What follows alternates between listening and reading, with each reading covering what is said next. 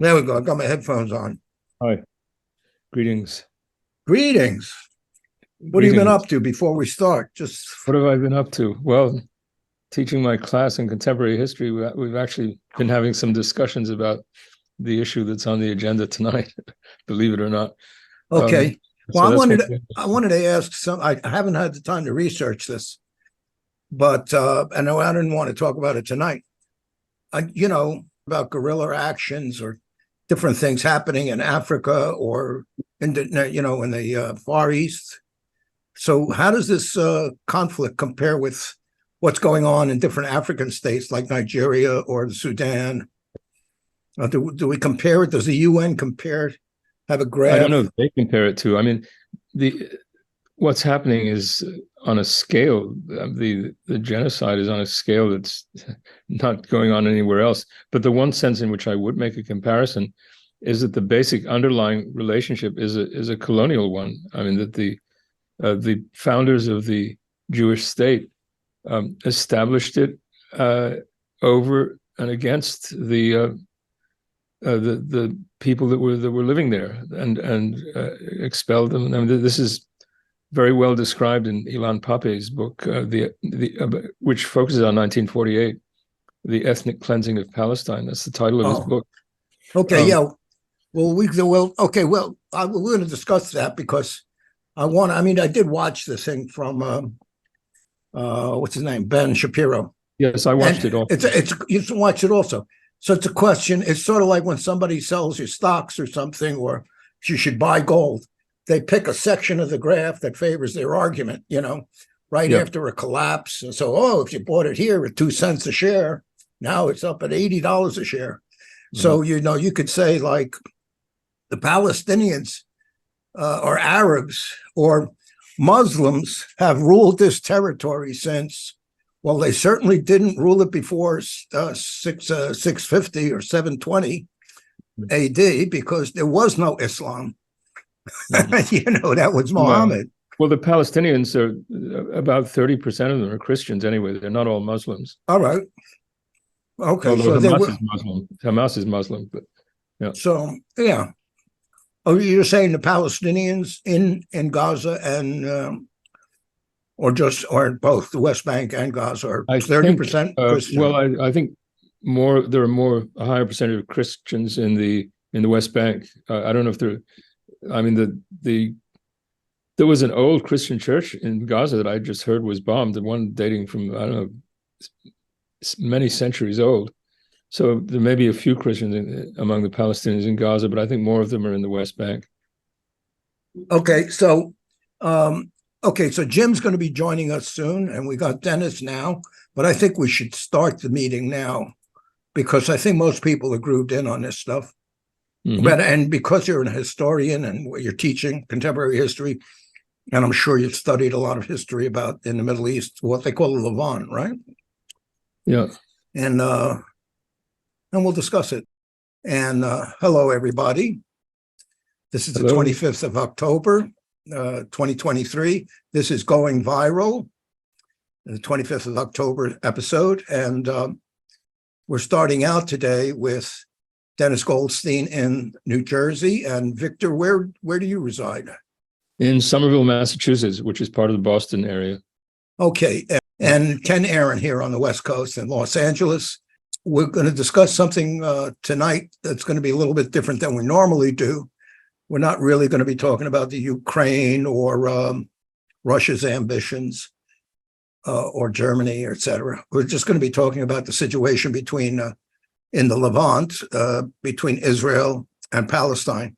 Joining us right now is Alex Stavropoulos, Mark Whitman, Aaron Reyes, and Jim will probably be here in a little bit. Let's talk about this objectively without any slurs on anybody.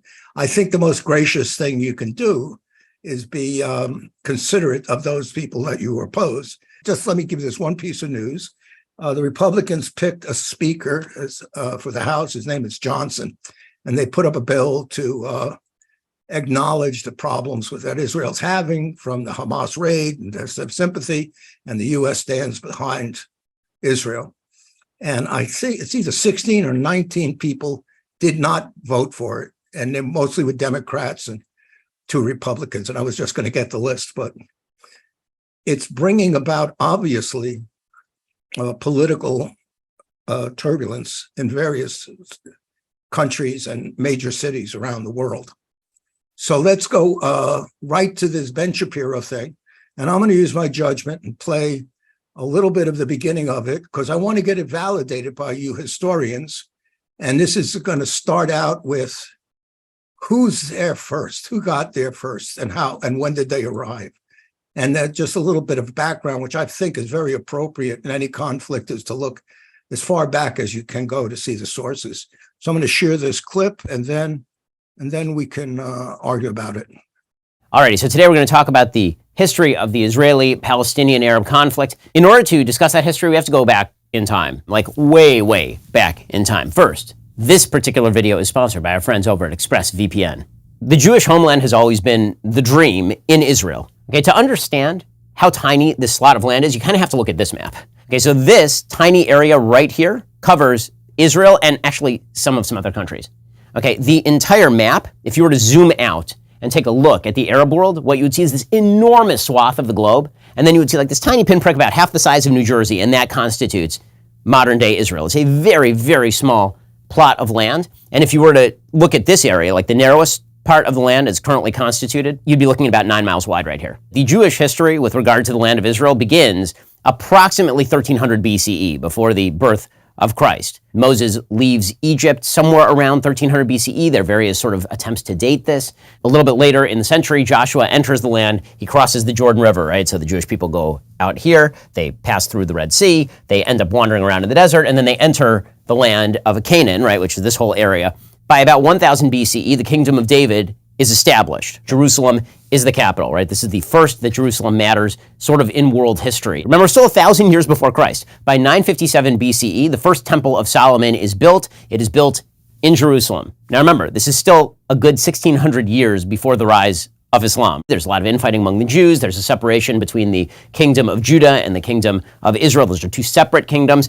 And you end up with ancient maps that look sort of like this, right? This ancient map is the kingdom of Israel, which was 10 of the tribes, and then you have the kingdom of Judah, which is the one that was governed by the Davidic line. The first exile that happens to the Jews happens in 722 BCE when the Assyrians rush in from the north. You can see the Assyrian Empire at the top of this map. They rush in from the north. Then there's another exile that takes place in 586 BCE. This is the Babylonian exile. So from way the hell out here on this map, the Babylonians come in, they conquer the land, and they destroy the first temple. In 515 BCE, there's this great return from Babylonia, and the second temple is built. In 63 BCE, the Romans take over. So Pompey, at that point, not the emperor, but just a general, takes over the area, and Judea becomes a vassal state. And Judea remains a vassal state of the Roman Empire, basically through the end of an independent Jewish kingdom. It's called Judea at this point. It is not called Israel. 70 CE is the destruction of Jerusalem. There's a Jewish revolt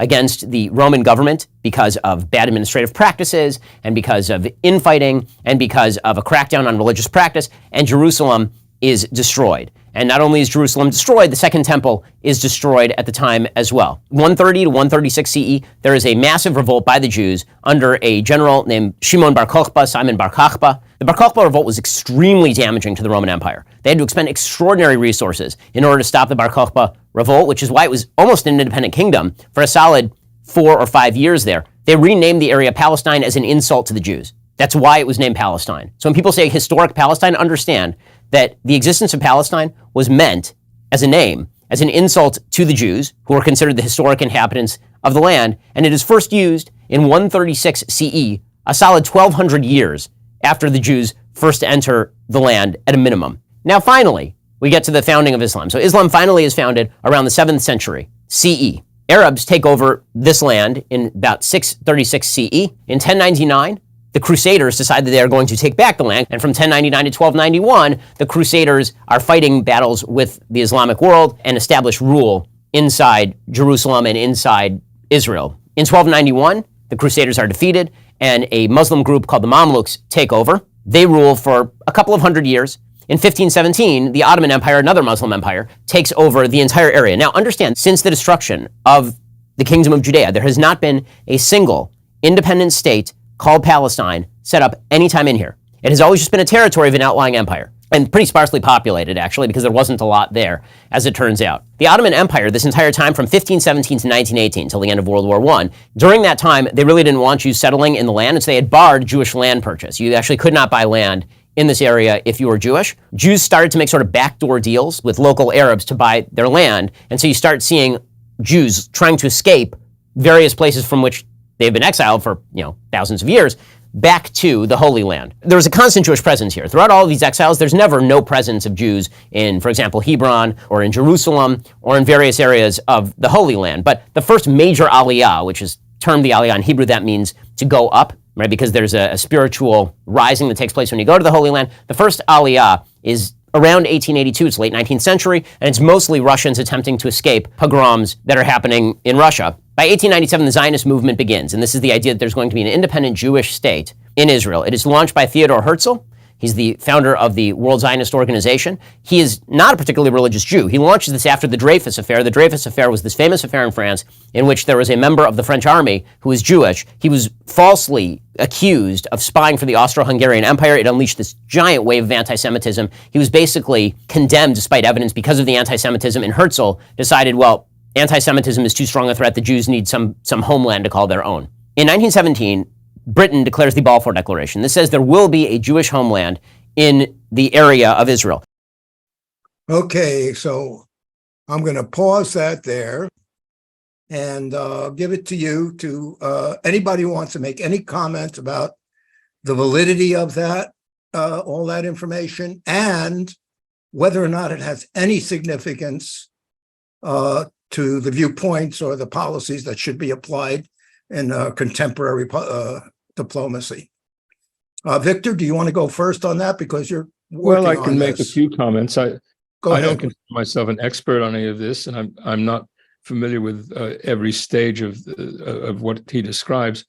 But what strikes me is that he's referring to the governing bodies and not to the actual inhabitants. And then the whole issue of the foundation of a Jewish state is what it means in terms of the people who actually live there. And so that's what I think is missing from his account. Okay, and secondarily, does this history have any relevance in terms of contemporary policies that should be applied? Well, it has relevance. It's relevant in terms of the beliefs and the inspiration given by the settlers, especially because their argument for settling is part of an annexationist policy, which has been part of the Zionist design from the beginning, which is based on the fact that the Jews had an existence there that goes way back to those times, and so it has a significance in that sense. In terms of a significance, in terms of what should be done now, I think it's beside the point. What has to be done now has to take into account all the people who actually live in that whole territory, and the objective should be to find a common solution that's applicable to all of them. My personal favorite discussion of this is in a book that came out in 2006 by Ali Abu Nima, whom you may be acquainted with as the founder of the Electronic Intifada.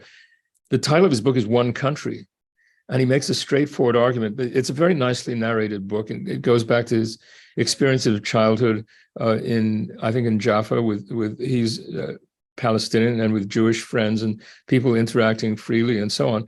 And his argument is straightforward. The idea, if two peoples both have a desire and an identification with a given territory, they should both be able to live there. That's his basic perspective. That doesn't exactly match necessarily what Hamas is doing. Hamas is a sort of departure from that. This is much more of a suggestion of well, it's indefinite now. This is a matter of controversy to judge to what extent the uprising now is strictly an expression of the Hamas sort of religious agenda, as opposed to being just the desire of the Palestinians to escape from a kind of imperial or colonial rule. But I think the main point is that in terms of a long-term outlook, the only alternative, if you don't have the policy, or let's say the agenda of having both people live together, which would mean a secular democratic state, the only alternative to that seems to me to be an apartheid state, which is what they're in the process of building now. I don't see how there can be any other alternative.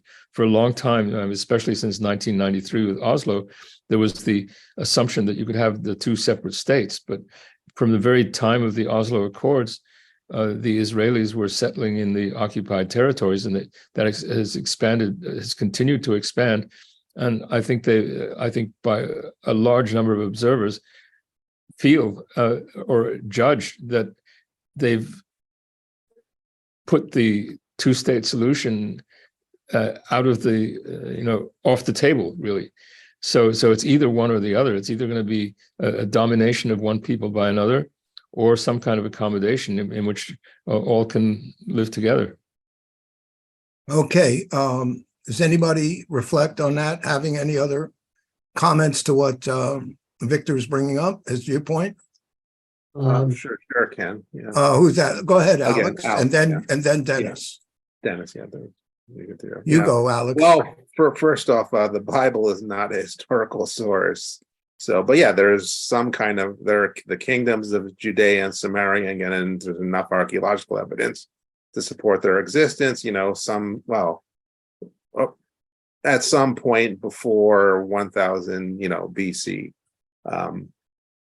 But again, and Ben Shapiro kind of makes an argument against himself there. Again, he's like, all these different empires can control the area. So, does that, well, and I could say here, there's Alexander's Hellenistic Empire after, he takes over the Persian Empire. Does that mean Greece, has some kind of, if I make some kind of religious argument that Zeus said that the Greeks should have, all the Levant, you can do that. Or again, the Persians Iranians now can say, well, we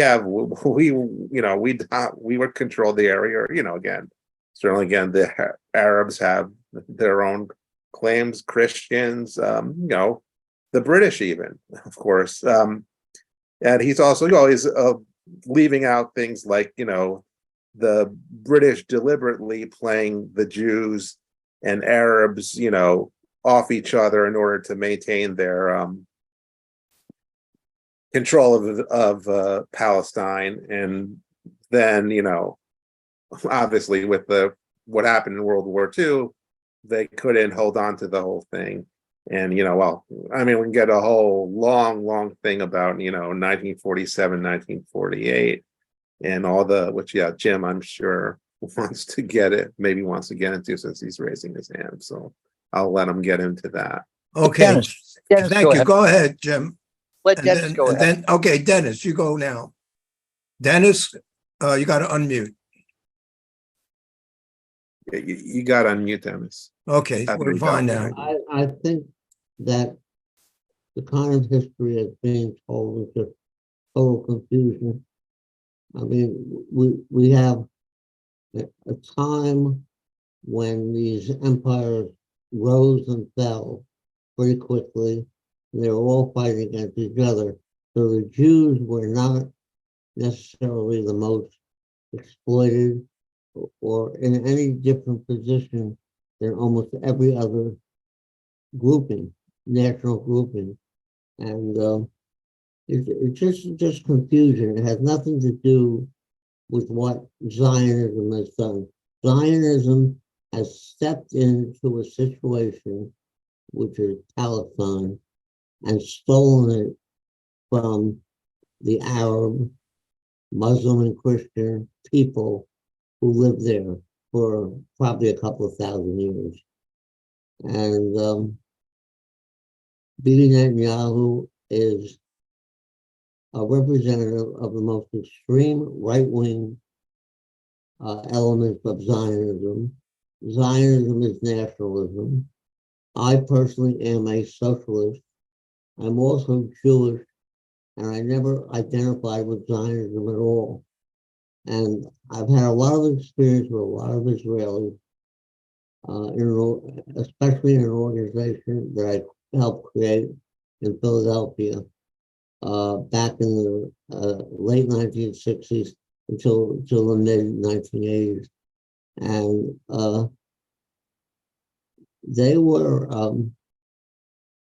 a hard edge group, especially some of the people that came through the council. We had like brunches on Sunday, and people could talk. We actually had an Arab Palestinian dialogue group started by an Israeli, native Israeli who was going for a PhD in American history, I think, at Penn.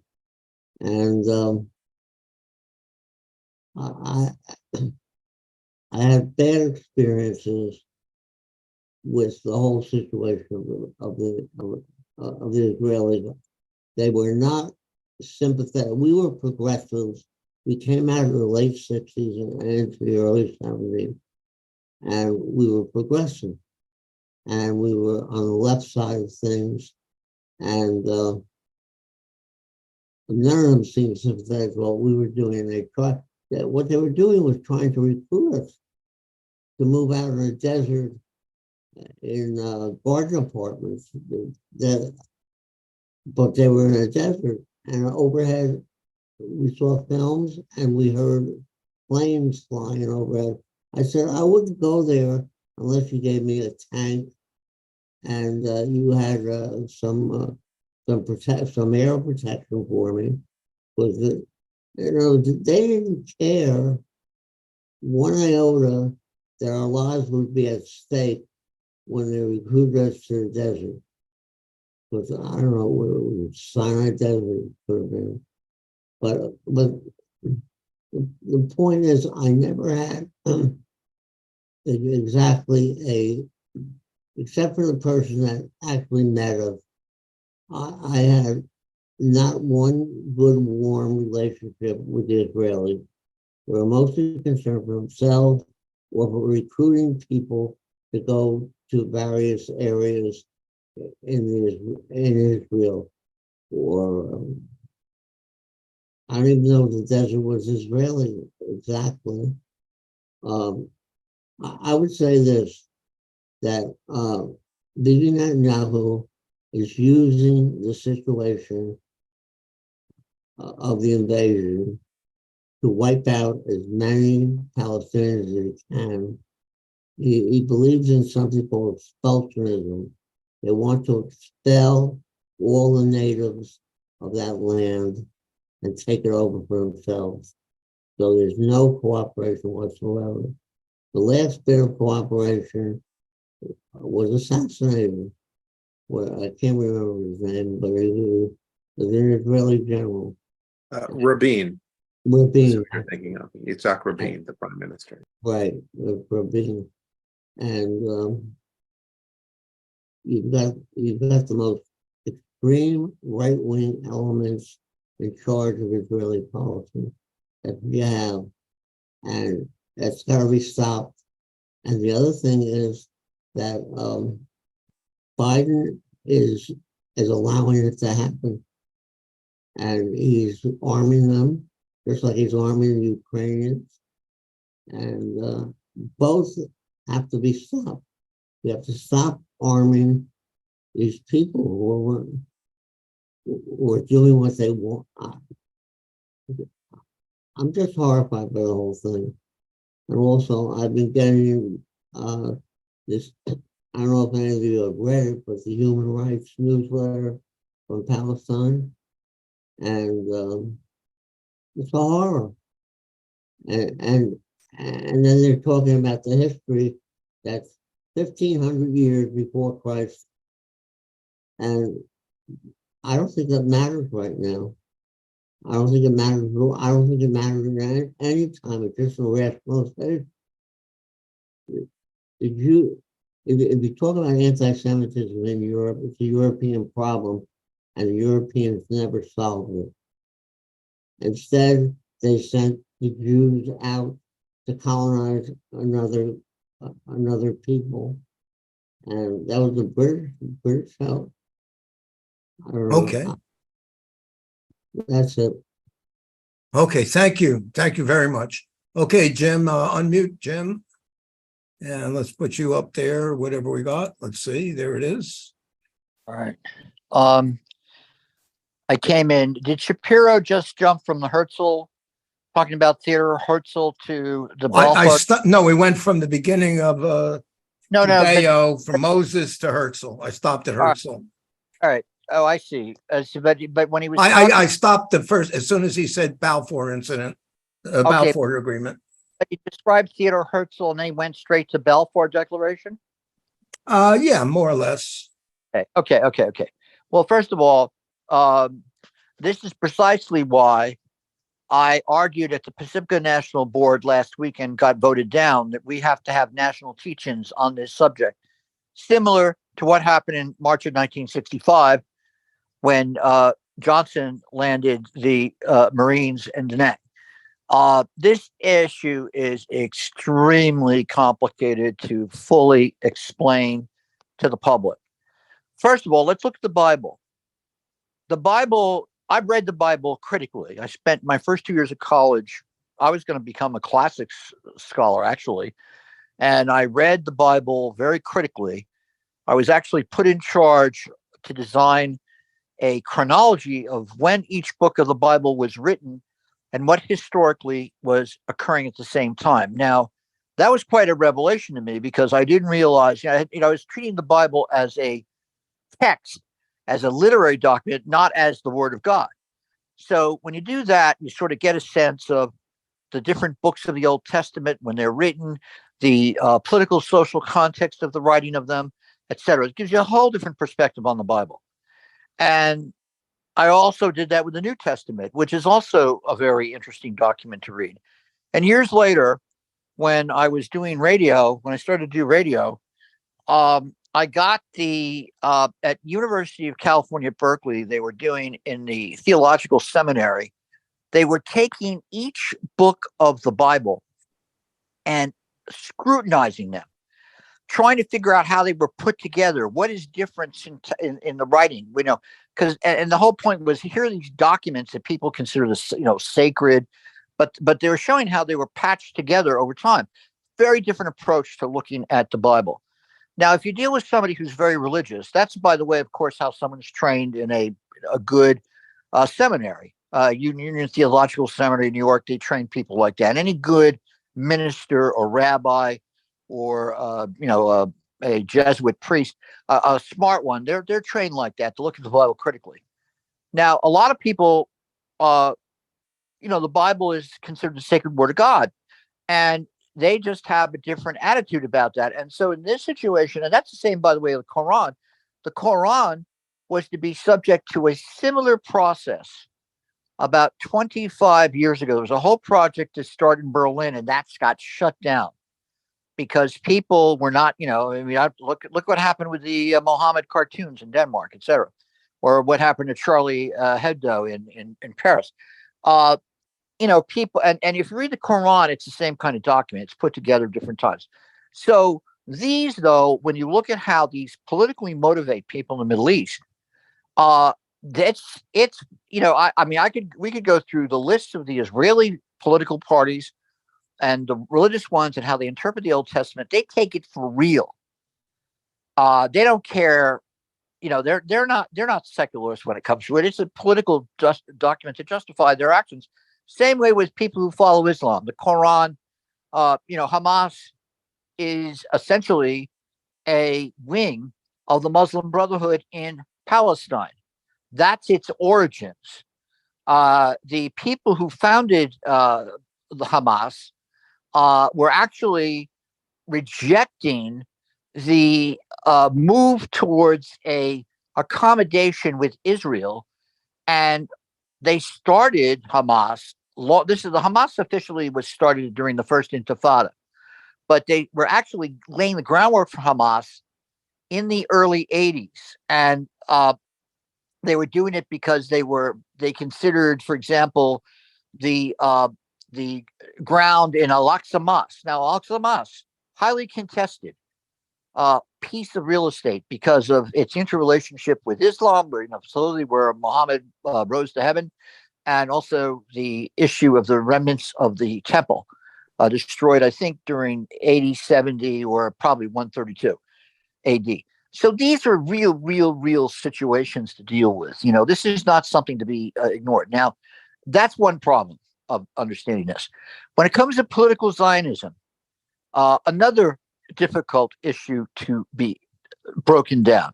Napoleon, for example, when he invaded Egypt in the late 18th century, one of the things he thought in mind was to actually establish a Jewish state in Palestine. That's one of his, that came through in one of his ideas to essentially create an allied state, because the Jews had been emancipated by the French Revolution.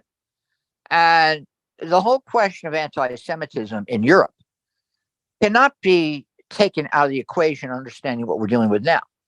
Because look at the waves of Jews from Europe that came in the reaction to pogroms in the Austrian, but particularly the Russian Empire. One could do a direct relationship with the amount of Jews who leave Russia at the time of the pogroms after the Russo-Japanese War, and the relationship of of basically pogroms mounted against Jews. Zionism is a political Zionism, as opposed to religious Zionism, which is inherent in different strands of. It is inherent in Judaism, inherent in certain all these different aspects of Judaism. Political Zionism rises in the late 19th century, in the same period of time as the aftermath of the rise of nationalism throughout Europe at the same time. And it clashes with the rise of Arab nationalism, which is occurring also almost simultaneously in the late 19th century, especially in reaction to the Ottoman Empire. And so it all spills over into the First World War. The Balfour Declaration of 1917 cannot be disassociated from the letters made and the guarantees made by the British to essentially cultivate different Arab sentiments of nationalism so they could launch the revolt against the Ottomans, which occurs during the First World War. Now let's flash forward to the situation we're dealing with right now.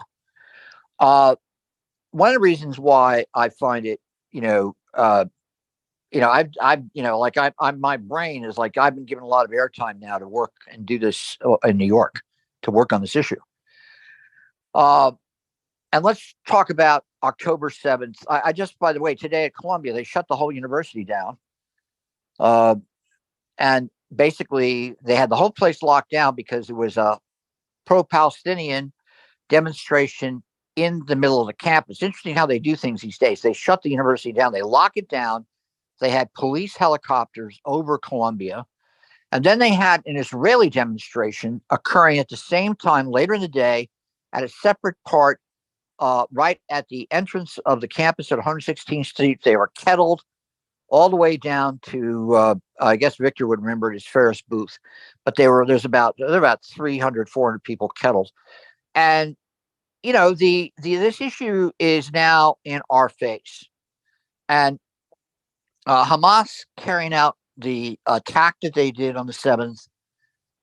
There's a very interesting comment that I had from a speaker this week, Zachary Lockman, who runs the Middle East Studies program. He used to be the director of the Middle East Studies Association. And he said, and I thought it was a perfect, it's one thing to talk about justification, because the caller called up and was talking about, he was confused about how to deal with the question of October 7th. And to me, there's no confusion. This was outright slaughter. Whether you like it or not, you can characterize the people there as settler colonialists. I mean, some people, of course, would do that, and then they were justified to kill them, justified to kill the young people at that event, because all of them had probably, in many cases, you see when you watch them be interviewed later, they had all served in the Israeli army, because that's how it works in Israel. But nevertheless, they were killed, and they were killed as Jews. that was very important, I think, to emphasize. They were killed as Jews. Now, does that then mean that you then only focus in on that, and then you leave out the explanation as to why an event like that happened, which is precisely the evolution of the Zionist experiment in the Middle East, going back to the first Aliyah, which is, I believe, around in the early part of the 20th century. You can't separate them out. And you have to understand that and explain that. And then it gets complicated. But what's difficult now is that when you watch the events we're seeing on TV, I mean, you're particularly watch the non-American cable news, although, CNN, MSNBC, to a lesser extent, Fox has a different way they portray this, because I've been watching all of them on a split screen. The European outlets and Al Jazeera, of course, they're showing in great vivid detail the after effects of these bombing raids going on in the Gaza Strip. And, it's just one horrible thing after the next. Then if you watch what's going on the TV with the unrolling of the slaughter on October 7th, there's nothing, that's what Pacifica was set up to do, to deal with the causes of conflict, to deal with precisely a situation like this, an intractable situation like this. And, I take no joy. I mean, to me, there should be, in idealist sense, there should be one state. All people should equally be treated. And I've been I know that's an idealistic kind of notion. The idea of two states fell apart, as Victor mentioned earlier. It fell apart, frankly, right in the wake of Oslo. It started to fall apart 93, 94. That's when Hamas began and accelerated their military campaign to oppose the Oslo Accords. In fact, it was a whole group of people that allied together to oppose the Oslo Accords. And Rabin, when he was assassinated, there was a glimmer. Arafat was so depressed he didn't even go to the funeral. And it escalated until about 2000, when you have the Camp David Accords and the meeting at Taba in January 2001, which already the Intifada was underway since September 2000. That is when Ehud Barak was the prime minister and could not agree to the plan that Clinton. There's always these divisions. But Clinton basically said, "Okay, this is the plan, and you have a contiguous border with Jordan.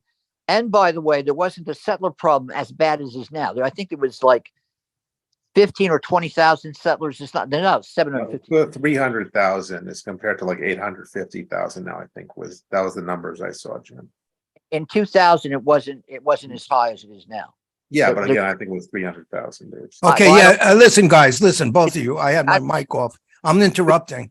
We have the things you're talking about follow in the video we're watching. Yeah, but I don't want to go through the whole thing. I want to go through this step by step. I definitely have dealt with this since the October War, so I view this very differently than the average person. Okay, I'm just saying that this is serious stuff. It could escalate to a nuclear war, because the situation is interrelated with the war in Ukraine, unfortunately, and in all sorts of ways. And so, guy like Shapiro to go from Herzl to Balfour and then ignore everything in between doesn't do justice to what occurs from 1900 to 1917. It's like skipping go and ignoring everything. And so, that's what I'm saying. Okay, so let's watch that. But that's the point. We can criticize that. But like you say, if you want to do the connection and everything's connected to this, you're going to bring in Ukraine, you can bring in North Korea, you can bring in China, you can bring in the whole universe. But we want to try and isolate it to what's happening between Hamas and Israel. The whole Take a universe, look at it. okay, whether we like it or not. And this Yeah, I guy know that, but we don't want to, I don't want to go down that rabbit hole of like, right. you know, and whether or not, you know, maybe Biden has a headache, so he gets upset and he fires the Not missiles. There's going all down- kinds of I'm situations. not, Kenny, I'm not going down any rabbit hole. I'm just saying that this is a fucking mess Yeah, and a complicated fucking mess to unravel, and something that, you know, oh, that's why I'm saying, you know, like, you know, I raised the question of religion. That can't be oversimplified.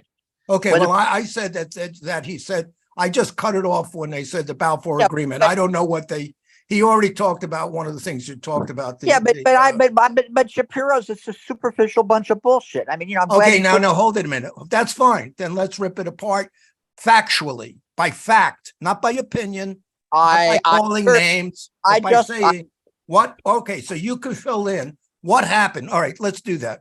What happened between Balfour and Herzl and the Balfour Agreement? What I mentioned is the First World War happened, and there were promises made by the British to essentially grant Arab nationalism its say in the Middle East. And then the Balfour Declaration comes in because political Zionism, those who had a certain perspective about political Zionism, make the arguments to the British that they should put a European settlement, a settler protection to the Suez Canal that's allied with the British Empire. And Churchill buys the argument. Lord Balfour buys the argument. Lloyd George buys the argument. And there you have the Balfour Declaration, which at the same time when it's reached is immediately attacked by the Arabs who earlier have been promised their division politically of power in the Ottoman Empire, which is to collapse. So there's the difference right there. I got a follow-up question on that. I mean, I haven't done much research on this, but the Suez Canal is in Egypt. And I noticed that Israel goes down to the port of Aqaba, something like that. Aqaba, right. They also have a link to that body of water, but it's not the Suez Canal. So the Suez Canal is in Egypt, and it's not, Israel did not have any access to that. And did the Balfour Agreement prevent England or France from granting territories to the Arab states? The Balfour or just the Israel area? Declaration basically legitimized a Jewish homeland, but Right. what I'm there were other treaties, Sykes-Picot Treaty, the McMahon and Husseini letters, all these different promises made. Yeah, but did the Balfour Agreement negate them? There was no Israel at the time. Yeah, He just said a Jewish homeland can be created, and then he had all these other promises were made to all these other players in the Middle East, and there you have the beginnings of the conflict. Right. Okay, great. That's true. You had the beginning of the conflict when the Ottoman Empire fell apart and the Arab states said, I want my own territory. Well, that's so we can go back to when the Ottoman Empire conquered the territory and took over colonial control of all of the Jordan, Syria, Egypt, etc., and all the way to Spain. You know, it is what it is. Jews were treated that the whole other kettle of fish. Jews were as people of the book, and they were, depending on. I know about that. Right. So let's go on. Let's not get into all of the ramifications of that. Let's just stick to this thing. You could jump all over Ben Shapiro's thing. That's fine, but we don't have to just say he's an idiot. Prove he's an idiot. That's all I'm saying. It doesn't do any good to call names or say those people don't know what they're talking about. You can just bring up the facts, like you brought up the facts that there was a political motivation behind the Balfour Agreement to maintain control in the area, European control somewhere near the Suez Canal.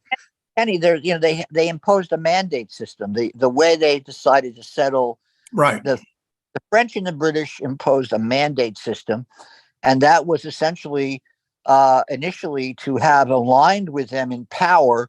I understand, but that was because the Ottoman Empire was vanquished because the Ottoman Empire was on the losing side. Have a Jewish homeland that is given the green light, if you will, in Palestine, and then you start to see the conflict begin. Oh yeah, no, I love. Okay, great. Who is that? Who made the comment? I heard another voice besides Jim. Somebody else. Is that Aaron? Did you want to make Aaron. something? Go ahead, Aaron. What's your comment? Yeah, I mean, I think I like the way that you're framing it. I do think the challenge is there's almost like a taxonomy challenge, right? Everybody comes with their prior biases, and you can't even get a conversation because everyone spends all the energy framing because they don't want to accept someone else's framing, and so you wind up having this sort of framing war of a particular topic, which I think this topic is the perfect topic of why you can't have conversations, because you never can get to an agreed framing, and and you never will. I mean, that's where I do think there's a there's a lack of realism that people have with what's going on in this region, in that they assume almost a fantastical outcome, whether it's some Palestinian victory, or some kind of Israeli version of that, or somewhere, if they're more on the, let's say, global multilateral neoliberal side, some kind of 2.5 state whatever solution, and it's pretty clear that neither party, even with this sort of theoretical belief that outsiders are going to be able to create interventions, that you're going to move these parties to any substantive state that they can coexist, and that all you really have is a permanent frozen war, or conflict. It's not really a full war. I mean, or it depends on how you want to define a war, but it's not a large scale state war. So a conflict, and I think there's nobody that believes. I'm not saying nobody. There is very few people who rationally believe, outside of just saying from the mountaintop, two-state solution, or blah blah blah, or peace, or these sort of almost I mean, it's just empty rhetoric at a certain point. Right. I that once heard somebody in Israel, politician, say, this is not a problem you solve. This is a problem you manage. Yeah. And I would argue that's really all that's occurring, and you're not going to have any the proxying powers involved aren't going to substantially move off their positions. Maybe they tweak and tune 5, 10, 20% in kind of like a continuum every decade or two, but you don't get these massive pivots.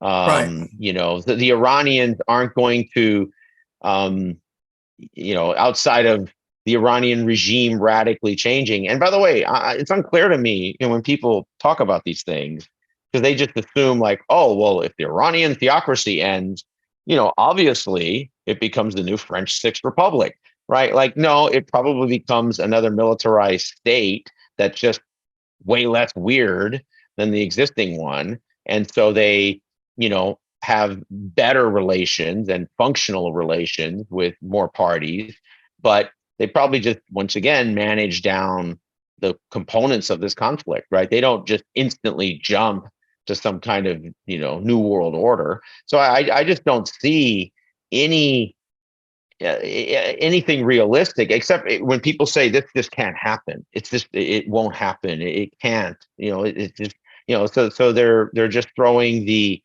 rhetoric of fear and loathing and horror, which is fair because that's a human emotion. But I don't think, I mean, look, these parties have had more swings at the plate to move fewer inches than almost any other meaningful conflict in the post-Cold War era around the whole planet. Right. And, if they can't move, much All right. more than they've moved, I don't see some magical event that's going to move them. Okay, so let me get back to this video because that topic comes up right away in this. Just give me a minute. By 1897, the Zionist movement begins, and this is the idea that there's going to be an independent Jewish state in Israel. It is launched by Theodor Herzl. He's the founder of the World Zionist Organization. He is not a particularly religious Jew. He launches this after the Dreyfus Affair. The Dreyfus Affair was this famous affair in France in which there was a member of the French army who was Jewish. He was falsely accused of spying for the Austro-Hungarian Empire. It unleashed this giant wave of anti-Semitism. He was basically condemned despite evidence because of the anti-Semitism, and Herzl decided, well, anti-Semitism is too strong a threat. The Jews need some homeland to call their own.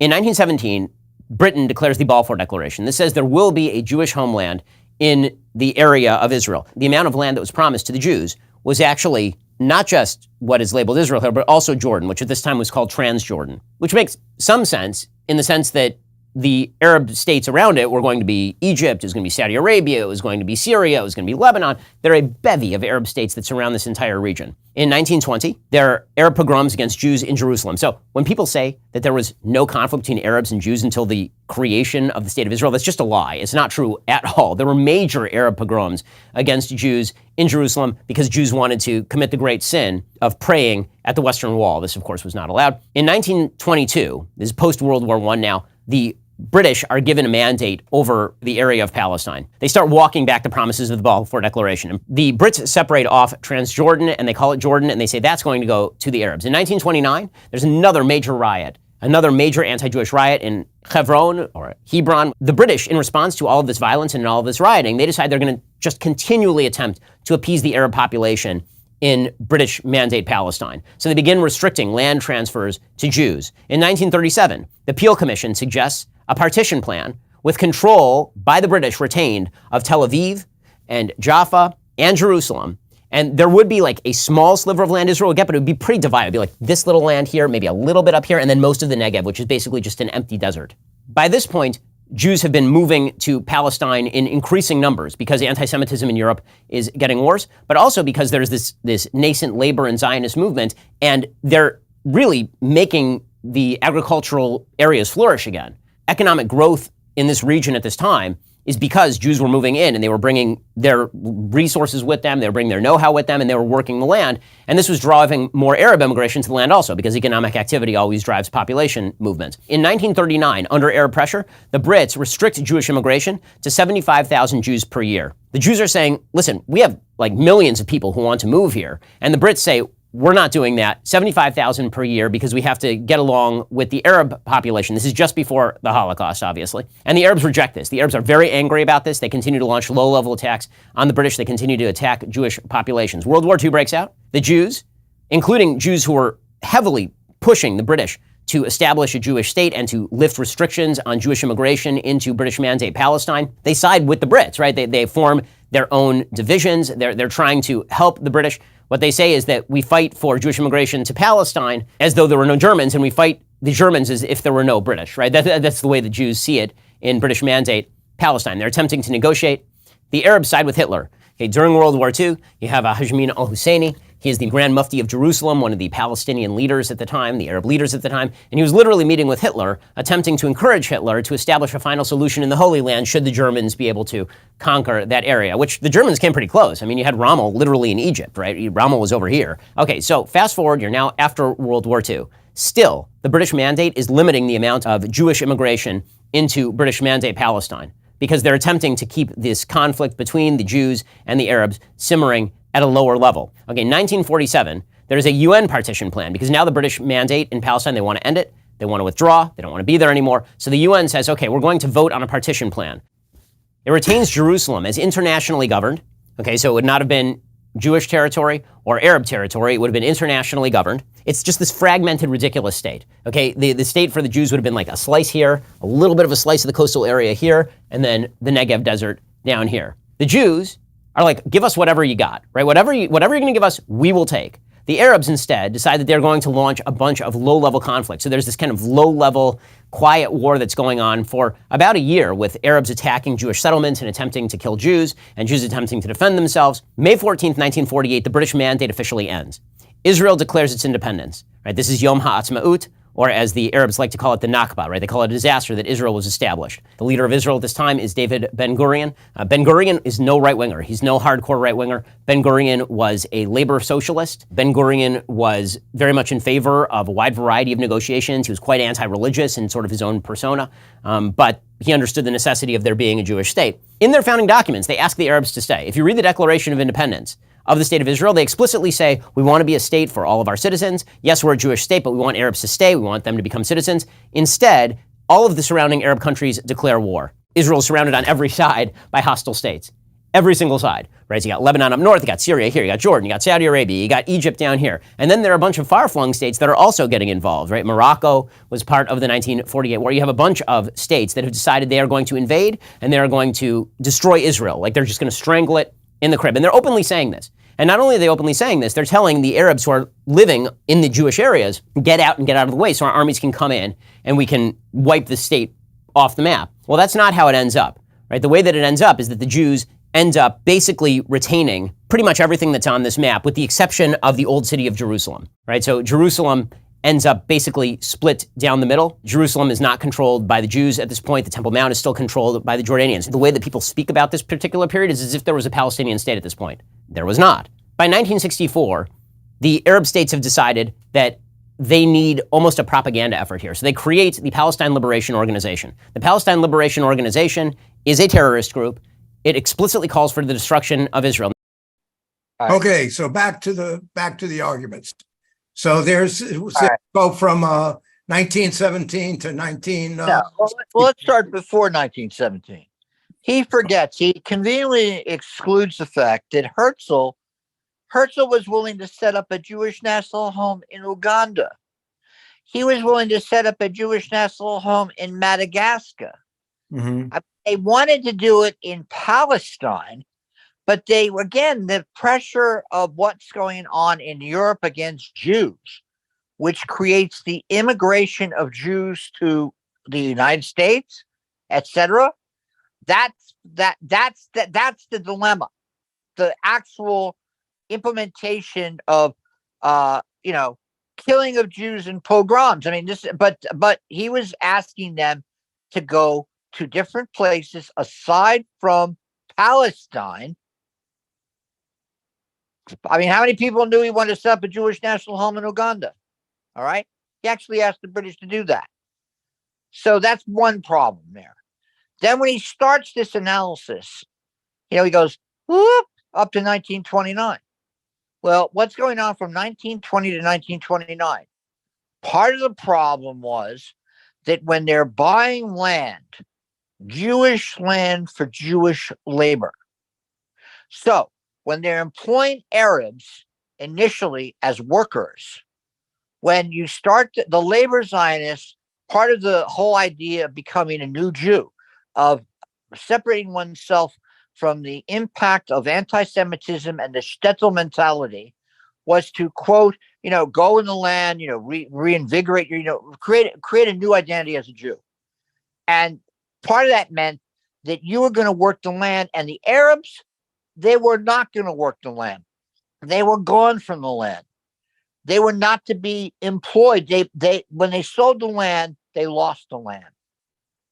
So one of the things that people trace going up to the 1929 riots in Hebron, where there were a whole bunch of Jews killed, was precisely this was exacerbating the internal tensions inside Palestine itself.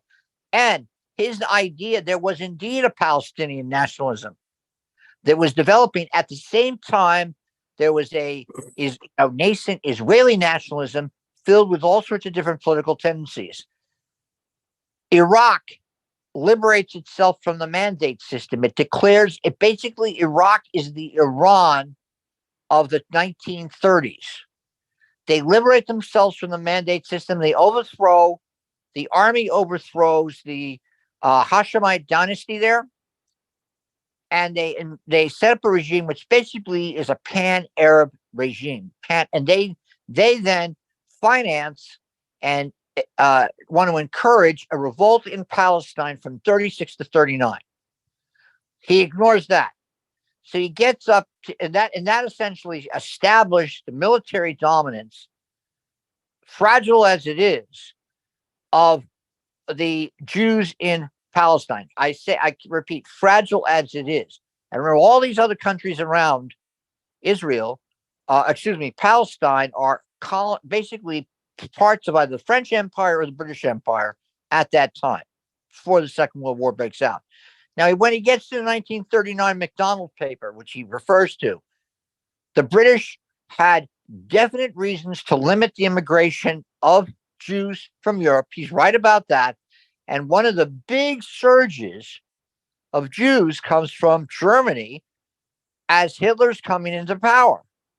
And you get into a wider question of, okay, so Hitler's coming into power. We all know what Hitler's doing to Jews in Germany up to, throughout the 33, 34, 35, 36, 37, 38, the Kristallnacht, the Anschluss. He's he's in the middle of negotiating with some in the Zionist leadership to solve the Jewish problem once and for all. This is when they're sort of let's export all the Jews out of Europe, and there's this issue of cooperation with certain tendencies in Zionism. Now, it's a fact that the right-wing Zionists, the Jabotinsky Zionists, they cooperate with Mussolini. They get trained by the Italian Secret Service in the late 1920s because the Italians are viewing the Zionists as a useful tool to oppose British rule. And they're also encouraging Arab nationalism because it's in their interest to do that. And so when the war breaks out, he does talk about this accord in 1939. The McDonald paper, basically the British are they're going into war with the Italians. They have this difficult situation to maintain in the Middle East. Hence, they decide to limit migration into Palestine from Europe of Jews because they want to keep the Arabs happy. That's correct. The majority of the Jewish leadership in Palestine. Jim, I have to interrupt you. We got to share this with some other people. All right, Are you giving like a lecture? Yeah, well, on the history of Israel and all of those things. I understand that, but let's get other people to put in their viewpoint. Okay. And then you skip, and then the whole question of the first Arab-Israeli war. He forgets that what the Israelis were doing right away when they're fighting against the Arabs before the Declaration of Independence is that's when you're starting to see the quote ethnic cleansing start. Yeah. Both sides, by the way, both sides act like that towards each other. Mm-hmm. The Arabs are acting the same way to Jews, and the Jews in Palestine are acting the same way to Arabs. That's right. Okay, so that's good, but let's not get into all of the reasons. Yeah, let's give everybody a chance. Let's get a dialogue a little bit, okay? Kenny, fine, but you put on a superficial description by this guy Shapiro, and you want me to counter it? Yeah, I'm countering it right now. That's what I'm countering. Okay, so let's see what Aaron says. We'll come back to you. Let's go to Aaron. Go ahead, Aaron. So I think one thing that should be mentioned that he didn't mention, I don't think most people do, is to realize that the San Remo Conference in 1920, which was developed out of the Allied Supreme Council, outgrowth from the Paris Peace Conference, that the San Remo resolution determined the allocation of what's called Class A League of Nations mandates for the administration of the three then undefined Ottoman territories, which they called Middle East, but Palestine, which was Palestine, Syria, and Mesopotamia, and that the boundaries were, yet to be determined, basically at a later date by the principal Allied powers, and that also left the status of other outlying areas like Zor and Transjordan unclear. So I think what we have to at least be willing to consider is that the global power of those balance of power of the Allies determined this redesign of a region of the world, which has happened many times.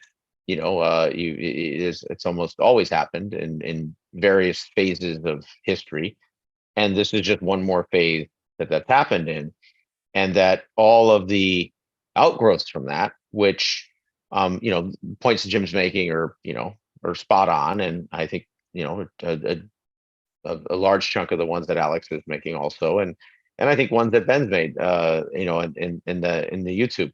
But the point is that it all comes from the outgrowth of the collapse of the Ottoman Empire, and that redesign that was the construction from the winners, right? The Allied winners, just like we had a construction of a set of winners after World War II, which the Soviets obviously designed a world that was in their sphere of power and influence and control for 45 or so years.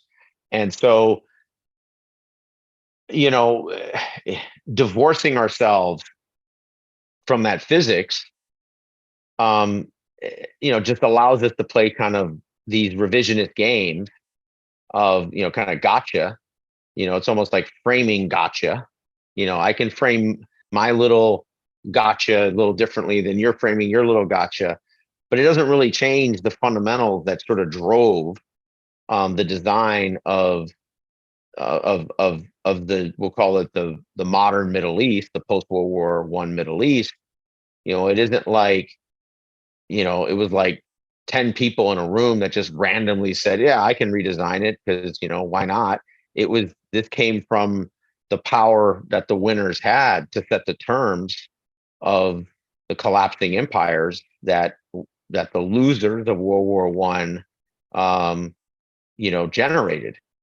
And that's, and we still live in that shadow, or I would say that shadow or that vapor of that, even if nobody realizes it or no one even discusses it.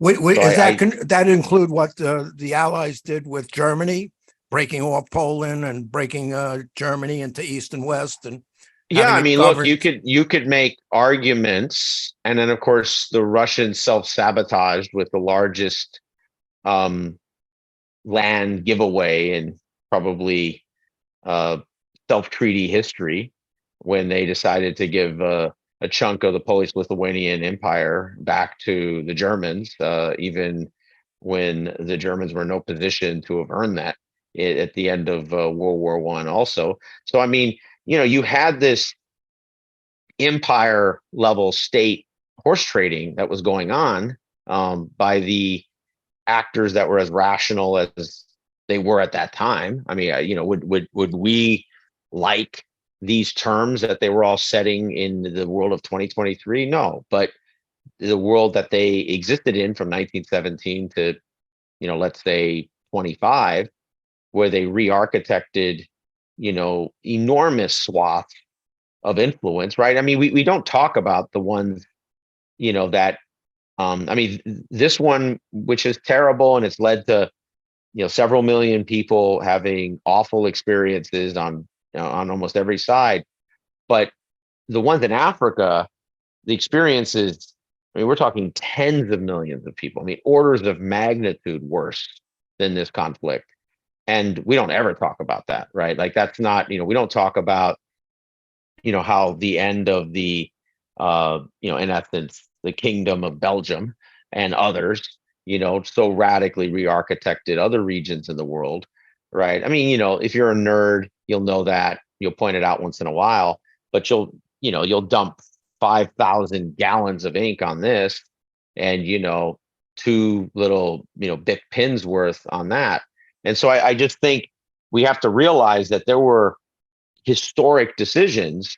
I mean, biblically historic decisions, just like the ones that were made from the 1500s to the 1750s, with the powers in Europe, dozens of those massive decisions, which constructed the world that we see today, or the independence outcomes of that world, right? I mean, so these things don't happen in a vacuum, right? There's a contingency of these major events, and we're stuck with the contingency of the World War One major events, and which was my point earlier on everybody wanting some sort of perfect worlds, everybody gets along and loves each other solution, which, yeah, sure, if the parties were.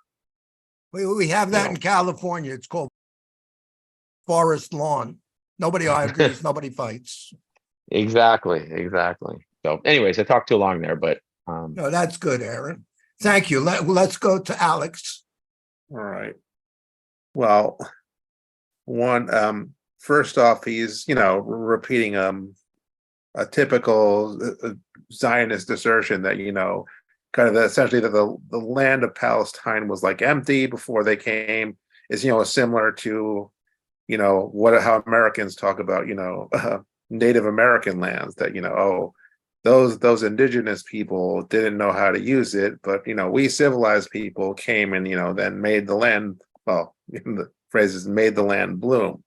But again, the Palestinian Arabs before, Israel were quite successful.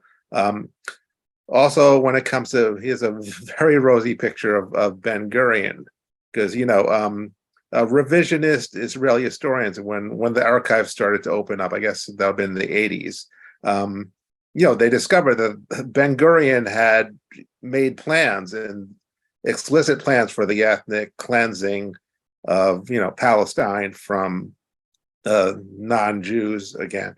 And also, again, another kind of classic Zionist assertion he makes against essentially, Israel was at real risk to be destroyed in 1948, when, Israel was far superior, both in numbers but also in equipment to the Arab armies that fought it. And again, the only really serious opposition was this British-trained Jordanian Legion, and they actually stayed out of the early part of the fighting.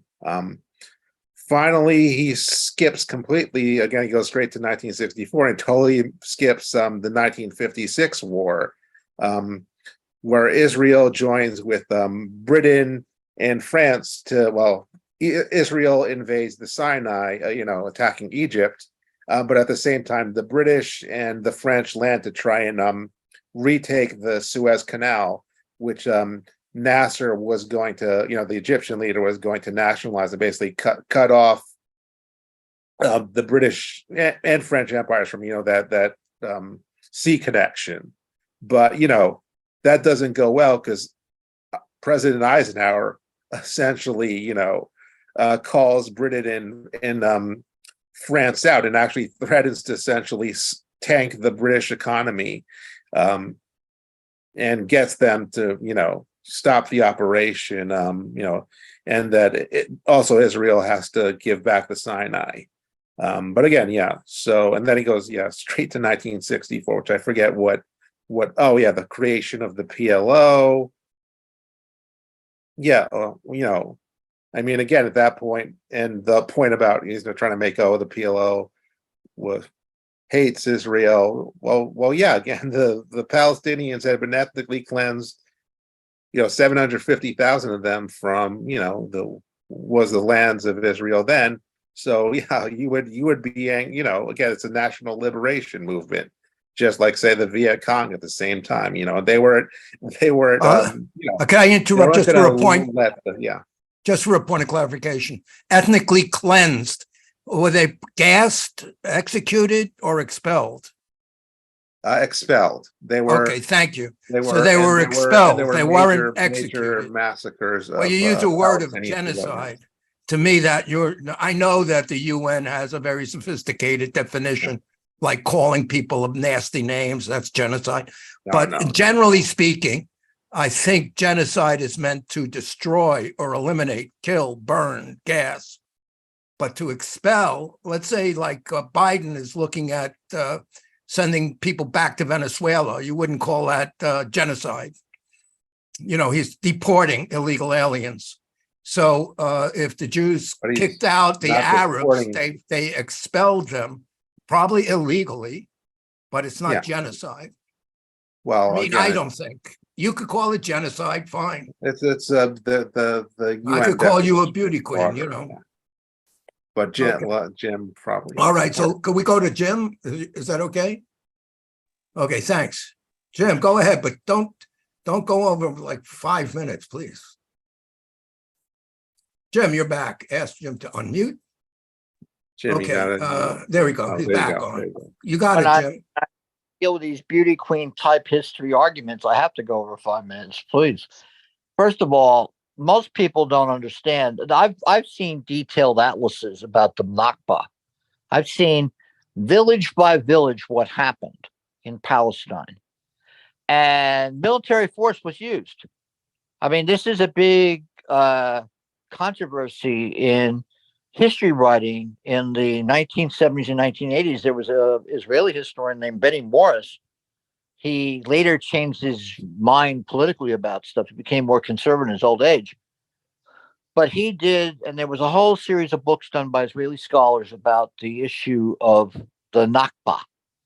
And the person who was even the official historian for the IDF on the on War of Independence, he himself admitted that they had, that he had and downplayed that when he wrote the official history of the 1947 to 1949 war. So, and I've read and looked at all sorts of definitions of genocide, which include, I mean, I mean, it's highly volatile, highly charged politically, because again, you wouldn't have a state of Israel if there had not been the Holocaust. It is as simple as that. Oh, God, Simple. now I have to send a thank you card to the population of Germany. I guess we Well- should pay attention to Hitler. He's Oh, been maligned. He helped well- establish the state of Israel. You want to be sarcastic. I'm not He- being sarcastic. Jim is. You are- He said, Anyway. Hitler created just Israel. Whatever amount of people were killed in Europe brutally and ruthlessly.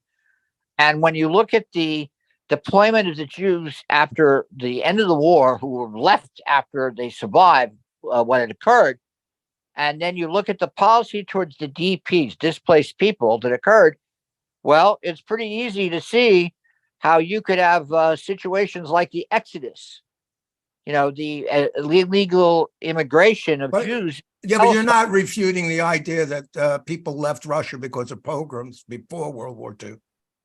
Of course, I'm not refuting it. They love. Okay, so you didn't have to wait for the German Hold on. genocide.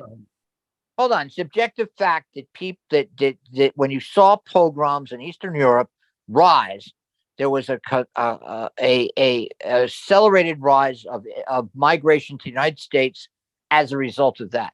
That's a fact. That's an Yes. objective fact. No argument, but it's also a fact that Jews were going to Israel before World War II Of course they were, but because of being exploited or killed or harassed or murdered or whatever. the numbers In of Poland and in Russia.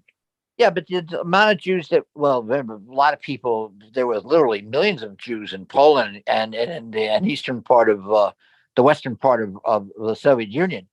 But anyway, but there was still limited. I mean, Polish Jewish population was very robust, very vigorous. And of course, there were people who were political Zionists, but there are others who were not. They weren't. I mean, that's a whole other can of worms to get into. Now, the issue, this Shapiro hops, skips, and jump from 1948 to 1964, and all of a sudden, voila, you got the Palestinian nationalism, for creation of the PLO.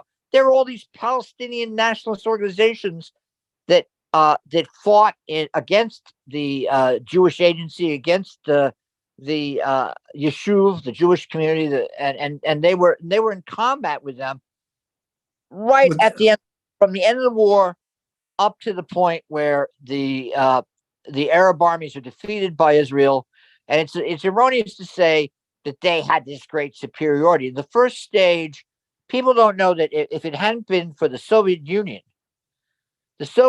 allowed Czechoslovakia before the coup in Czechoslovakia that overthrew the government.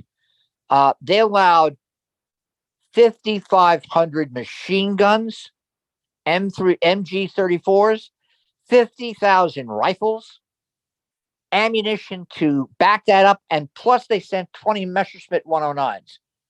All that, bulk of that equipment came before the declaration of the independence of Israel and was critical to arm the population prior to the invasion by the Arab armies.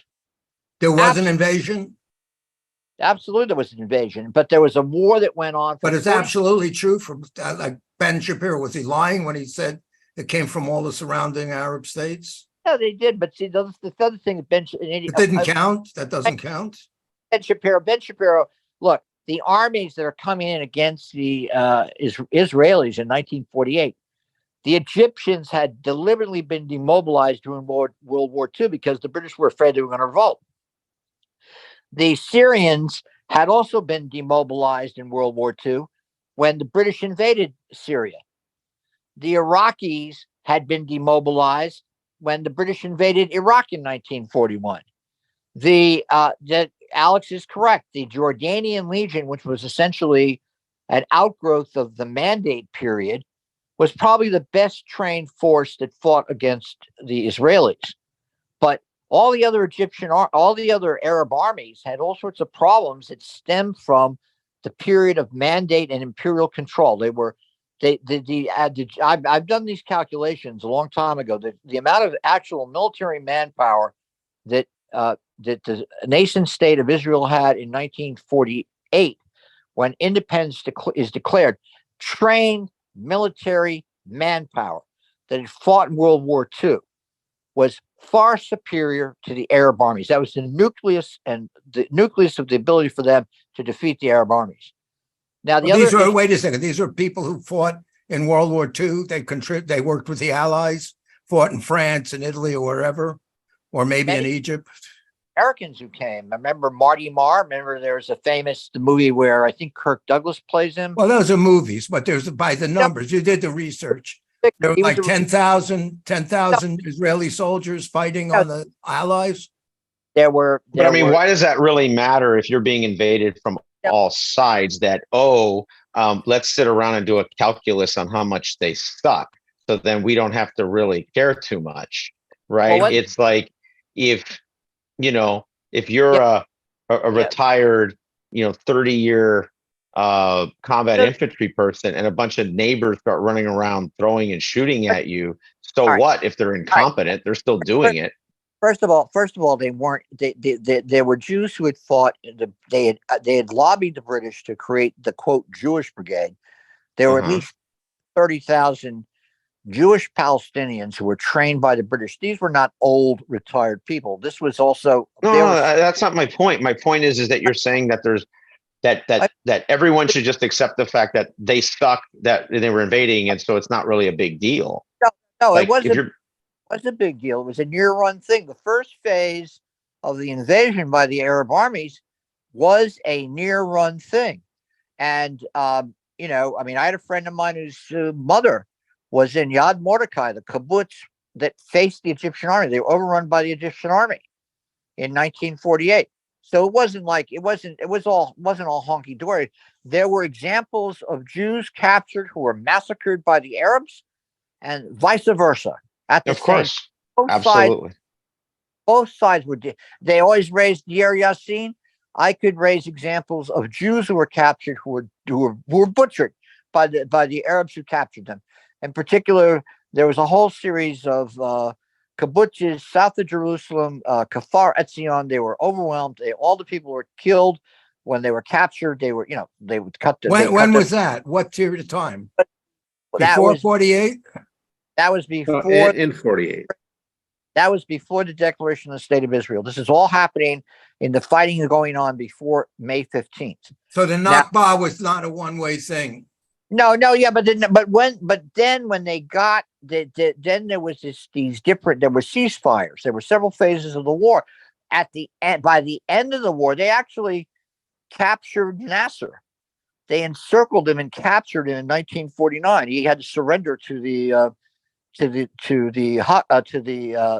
Israeli army. But that's when you started to see deliberate attempts to throw the Arabs out, and what saved the West Bank from being completely overwhelmed was when there was the pressure to end the war, because the Israelis were doing this. They were basically, they'd seize the village, they'd throw the villagers out, and hence they generated hundreds of thousands of refugees. So the origin of the problem that we see right now is a result of that first period of time. And as I say, I've looked at atlases that get into great detail about every village in Palestine that basically got fucked because of this situation. Now, Sure, but isn't that an inevitability to the design that was going to happen anyways? No, That's it's not. the point. Well, first of all, the question was the issue of people weren't going to accept these different UN peace options. Of course not. That whole thing fell apart. Yeah, And that was never going to work. But see, I'm not. Well, it never was going to work. Well, but anyway, so right there you see the beginning, the further escalation, and now you get frozen in time as a result of this, the first Arab-Israeli war, the Nakba, depending on your point of view. In 1949, you have that situation. Now, the other thing that's interesting about this is people don't realize that at that time, the Chinese Communist Revolution occurs, and they do Israel as a favorable socialist state. Now that changed a couple of years later. By the when time Stalin died. But by the time of the Bandung conference, that had changed. And especially when Nasser overthrows King Farouk, or the Egyptian Officer Corps overthrows King Farouk, and then you have the big change is 1955, when you have the rejection of the Aswan Dam deal by Nasser and his acceptance of weapons from the Soviet bloc. The arms, that No, was sure, but remember, I mean, Mao expected when Stalin died that when they do the rearrangement of the cool photos of the Yankees murderers row of Marxists, that's what I call them. You have Marx, Engels, Lenin, and then the second team, which was Joe and Mao. Mao expected, well, I get the fourth seat now, don't I? And then Khrushchev was like, no, not really. And and that's real, right? And then that became the beginning of the acceleration of the Soviet split, and all those other downstream relationships. Then all those cards got thrown in the air, right? That goes I mean, back to the decisions made in the late 1920s sure, by the Comintern to essentially force the Chinese communists to launch urban revolts, which fail, and then you have Mao embarking on his own solution to the problem, which rely on the peasantry, and then you start to see, and then he did, and then he was essentially abandoned by Stalin when Stalin looked on the alliance with the Kuomintang as more important than the alliance with the Chinese Communist Party. And I remember, the Chinese had sort of a mixed bag coming out of the Korean War. They basically took the burden of the Korean War, and the Soviets had promised them this, promised them that. They did a little bit of this, a little bit of that, but they didn't do as much as they wanted. So he's coming at, but again, we get back to the Arab-Israeli conflict. Now, Alex is right about that whole question of the seizure of the Suez Canal by Nasser and how it triggers the British and the French to cooperate with Israel to basically topple Nasser, and absolutely. That doesn't work out the way they did. You have the saber rattling Khrushchev. And then at the same time, there's the Palestinian nationalism. It's not the PLO. The PLO is a consolidation of a lot of different movements that all are existing in the aftermath of the 1948 war. and they're being Sure, but the radicalization of the Black September group, which bounced around regimes and attempted coups across the board, which is why they kept kicking them out until they hit Lebanon and then basically destroyed Lebanon by starting the civil war. Nobody wants to talk about that history of those 3-4 years where they detonated those regimes, and then those regimes never to this day support the PLO or the offshoots of the PLO because of that. They don't trust them. But what I'm trying to do is we're walking through this. So the Palestinian nationalist movement is very complicated in the 1950s. And then it's reliant on the support. It's essentially adjuncts of the state. So the Palestinians are being controlled by the Syrians, are being controlled by the Egyptians, they're being controlled. Until they lost control. But then when Arafat comes into the picture in 1964, that's when and then he decides to assert himself, assert the national. He views the association with the Arab regimes as essentially stifling Palestinian nationalism, and Hamas, the Muslim Brotherhood, is a player in this period of time, but you have the growth of secular movements. They're the ones in control in 1964, but the Islamicist movements, they're part of the whole mixture. They're not. The Muslim Brotherhood is still there. The difference was the Muslim Brotherhood was willing to cooperate with the states. Now, Nasser had repressed the Muslim Brotherhood. He had repressed them.